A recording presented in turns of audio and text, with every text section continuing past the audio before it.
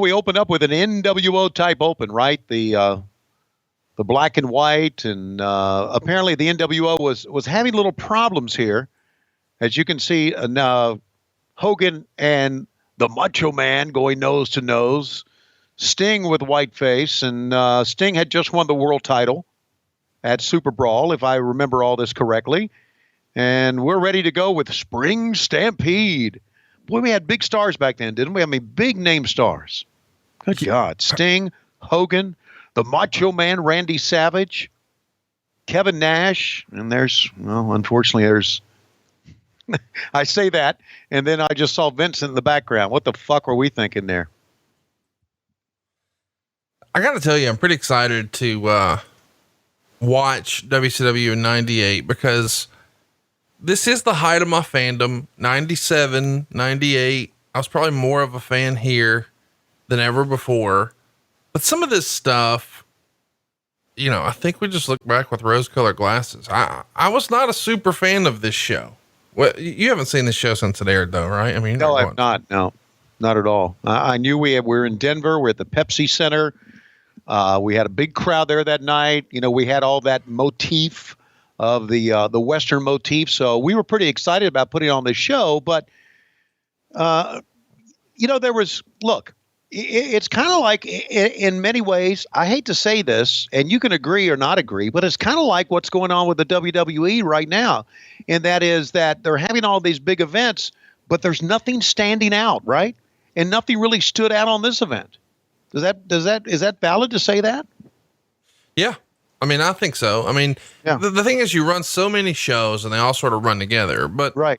When you were in the moment, and we're watching this show in a bit of a vacuum, the Wrestling Observer reader poll gave this show 91% thumbs up. 91. Yikes. But to me, and maybe it's just because I've overdosed on wrestling lately, it wasn't for me. How would you describe what you're wearing here? Well, this was a black collarless shirt, which I thought was very fashionable back then. You were wrong. Really? Yeah. I liked it. I was kind of heavy back then, though, wasn't I? Well, it's just I don't know. Badass. The lapels on the jacket are almost cartoon big. I mean, you look like a villain from Dick Tracy.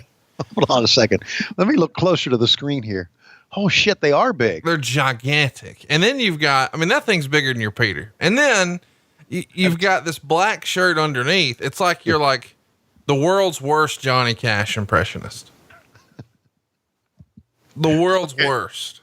All right. I can't argue with you there. That's pretty bad. Meanwhile, look over to the right. Yeah. Old Slick Willie Bobby Heenan, he's looking pretty good here.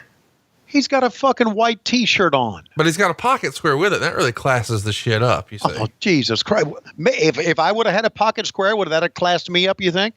Well, it would have been black based on everything else you've seen, and you couldn't see a pocket square behind that giant fucking lapel. Look, even your cord is caught behind the big fucking lapel. Jesus Christ. Big lapel Schiavone. That's you. Well, I think that was a tux coat I had on. Yeah, no shit it was, but the pants weren't, and you're not wearing, it's like you lost supermarket sweep. That's what it is. It looks like you just went through the fucking store and threw as much random shit into a buggy as you could. And instead of coming out with stuff to make ham sandwiches, you got 19 pounds of ham and no bread. That was you in that fucking suit.